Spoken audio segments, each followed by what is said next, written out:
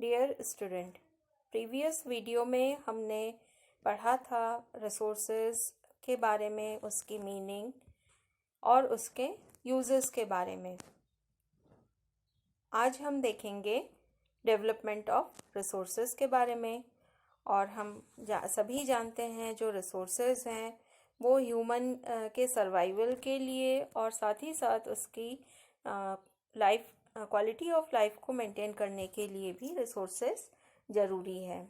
It was believe that resources are free gifts of nature. तो ऐसा माना जाता है कि जो रिसोर्सेज मिली हैं हमें वो नेचर से हमें फ्री में मिली है, और इसी वजह से जो ह्यूमन बीइंग्स है उसको रिसोर्सेज को इनडिस्क्रिमिनेटली यूज़ कर रहे हैं, यानी जिस तरीके से उनको यूज़ करना चाहिए, ध्यान रखकर यूज़ करना चाहिए, उसको यूज़ नहीं कर रहे हैं।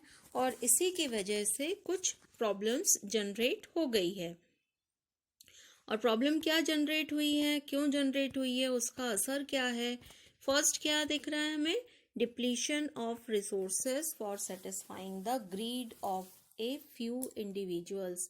तो कुछ इंडिविजुअल्स जो हैं अपने ग्रीड मीन्स लालच को दूर करने के लिए, अपनी लालच और खुद को सेटिस्फाई करने के लिए बहुत बुरे तरीके से जो रिसोर्सेज हैं उनको यूज़ कर रहे हैं, रेकलेसली यूज़ कर रहे हैं।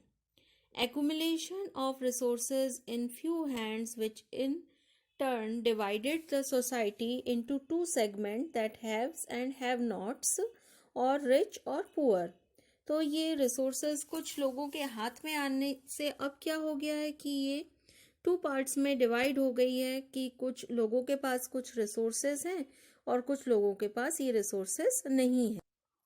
रिसोर्सेज ना होने के कारण आगे क्या हो रहा है? Indiscriminate exploitation of resources had led to global ecological crisis such as global warming, ozone layer depletion, environmental pollution, land degradation. तो तरह तरह की जो प्रॉब्लम्स हैं इसी वजह से ही हो रही हैं कि जो हमारे पास रिसोर्सेज हैं जो नेचर ने हमें फ्री में दिए हुए हैं, हम उसको प्रॉपरली यूज़ नहीं कर रहे हैं, उसको मेंटेन नहीं कर रहे हैं। इसीलिए अब ज़रूरी हो गया है कि रिसोर्स की प्लानिंग की जाए, जिससे आगे चलकर हमें किसी भी तरह की कोई परेशानी ना हो लाइफ सस्टेन करने के लिए। Therefore, resource planning is essential for sustainable existence of all forms of life. Sustainable existence is a component of sustainable development. तो अब हम देखेंगे meaning of sustainable development.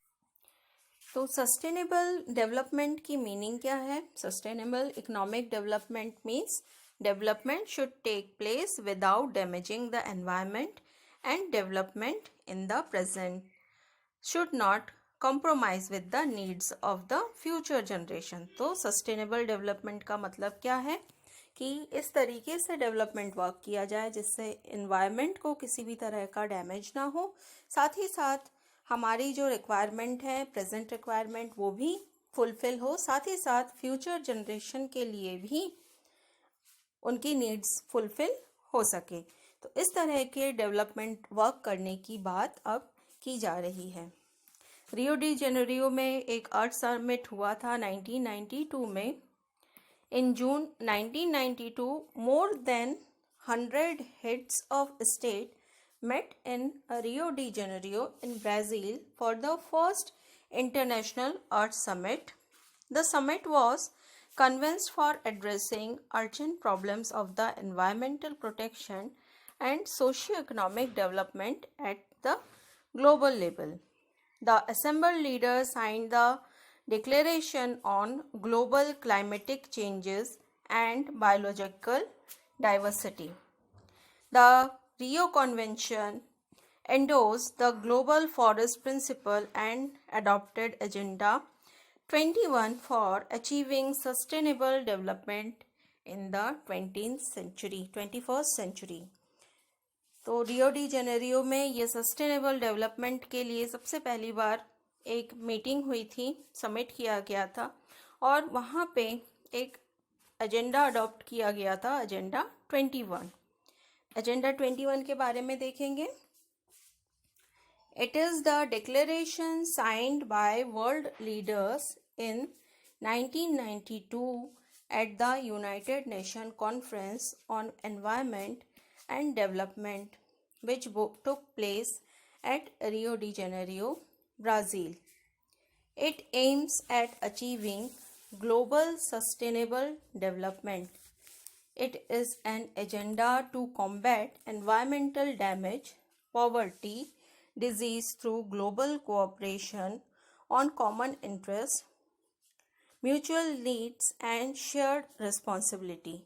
One major objective of Agenda 21 is that every local government should draw its own local agenda. तो इस agenda का objective क्या रखा गया था कि एनवायरमेंटल डैमेज जो वर्ल्ड वाइड हुआ है, पॉवर्टी, डिजीज़ कई तरह के फैले हुए हैं, उन सबको दूर करना और म्यूचुअल रिस्पॉन्सिबिलिटी को अडॉप्ट करना इस एजेंडा 21 का मेन ऑब्जेक्टिव था। Now we will read about the resource planning. So resource planning, अभी हम लोगों ने जो पढ़ा सस्टेनेबल डेवलपमेंट के बारे में, उसमें क्या दिया हुआ था कि इस तरीके से हमारे पास जो भी रिसोर्सेज हैं उनको यूटिलाइज किया जा सके जिससे वर्ल्ड वाइड सभी की नीड्स फुलफिल हो, ना केवल प्रेजेंट की बल्कि फ्यूचर के लिए भी। और इसी ऑब्जेक्टिव को ध्यान में रखते हुए रिसोर्स प्लानिंग करने की ज़रूरत हुई है। Planning is the widely accepted strategy for judicious use of resources. It has importance in a country like India, which has enormous diversity in the availability of resources. अगर भारत की बात करें, ये बहुत ही इम्पॉर्टेंट है रिसोर्स प्लानिंग करना, क्योंकि भारत में जो रिसोर्सेज हैं उसमें कई तरह की डाइवर्सिटीज़ मिलती हैं। There are regions which are rich in certain type of resources but are deficient in some other resources. There are some regions which can be considered self-sufficient in terms of availability of resources, and there are some regions which have acute shortage of some vital resources. हमारे देश में भी diversity किस तरीके से है कि कुछ जो स्टेट्स हैं वहाँ पे बहुत तरह के रिसोर्सेज मिलते हैं, जबकि कुछ जो रीजन है वहाँ पे इन रिसोर्सेज की शॉर्टेज है। एग्जाम्पल आपके पास यहाँ पे दिया है, Jharkhand, Chhattisgarh, Madhya Pradesh are rich in minerals and coal deposit. Arunachal Pradesh has abundance of water resources but lacks in infrastructure development. The state of Rajasthan is very endowed with solar and wind energy but lacks in water resources. Cold desert of Ladakh is relatively isolated from the rest of the country.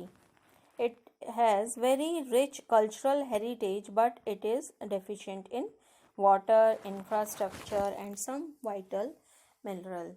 This calls for balanced resource planning at national, state, regional and local levels.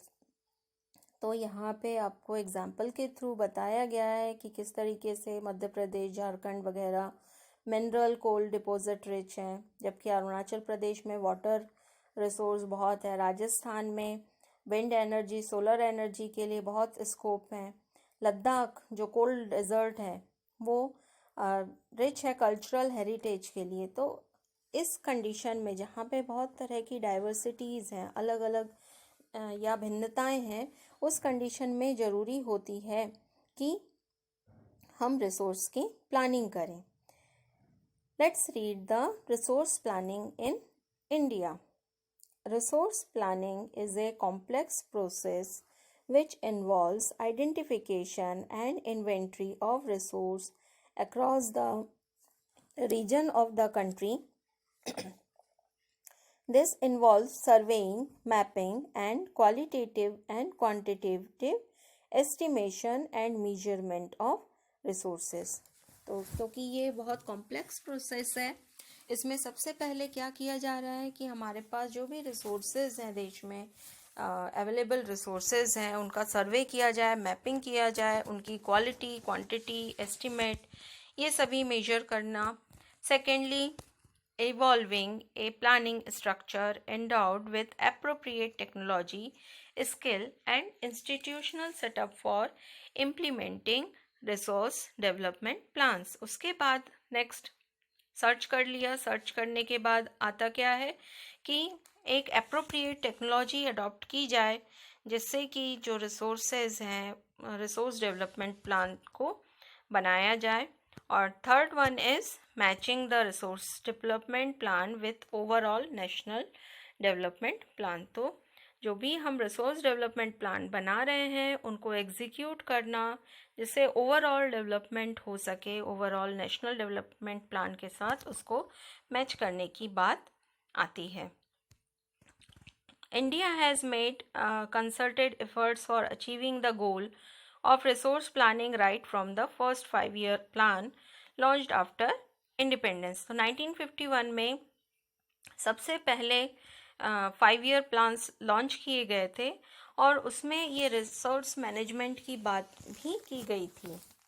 The availability of resource is a necessary condition for the development of any region, but mere availability of resources in the absence of corresponding changes in technology and institution may hinder development.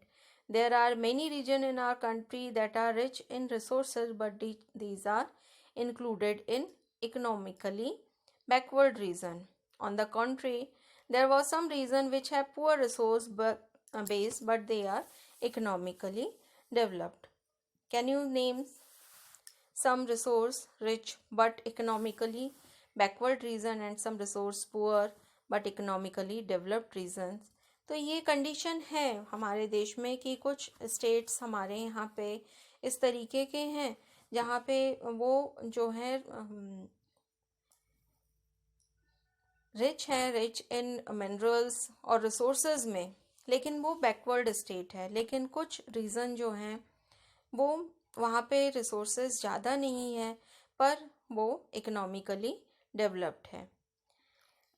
Reason कई तरह के हैं इस चीज़ के, इसके बारे में हम लोग देखेंगे. हम लोग एग्जाम्पल ले सकते हैं जैसे अभी हम लोगों ने पढ़ा था मध्य प्रदेश का. Madhya Pradesh is rich in mineral deposits, but जितनी भी डेवलपमेंट होनी चाहिए डेवलपमेंट वर्क उतना नहीं हुआ है.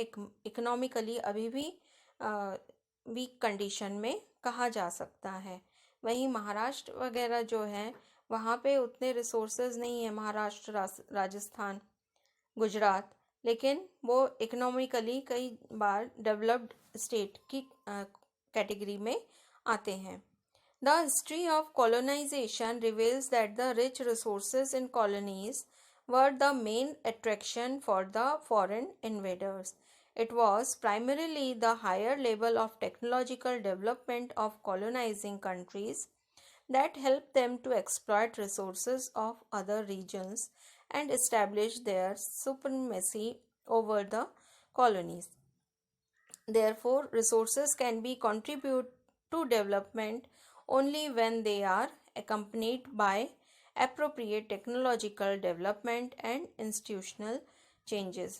तो अगर भारत की हिस्ट्री की बात करें, जब कोलोनाइजेशन गवर्नमेंट था यानी ब्रिटिश रूल था, उस समय उन्होंने हमारे देश में जो अटैक किया था, अटैक किस लिए किया था? क्योंकि हमारी कंट्री जो है रिच थी हर तरह के रिसोर्सेज से, और उन्होंने हमारे यहाँ पे इसी वजह से अट्रैक्ट हुए थे. और ये यहाँ का बोला जा सकता है कि जो कॉलोनाइजर कंट्रीज़ थी उनको हेल्प किया, उनके जो रिसोर्सेज हैं उनको इस्टेब्लिश किया, एक्सप्लॉइट किया और अपने सुप्रीमेसी को इस्टेब्लिश करने की उन्होंने कोशिश की. तो हम ये कह सकते हैं कि रिसोर्सेज का जो कंट्रीब्यूशन है किसी भी कंपनी बोल रही हूँ, किसी भी कंट्री के डेवलपमेंट में अगर वहाँ पे रिसोर्सेज हैं तो अगर उसको अप्रोप्रिएटली यूज़ किया जाए, प्रॉपरली यूटिलाइज किया जाता है, तो वो कंट्री ऑब्वियसली डेवलप्ड कंट्री बन सकती है.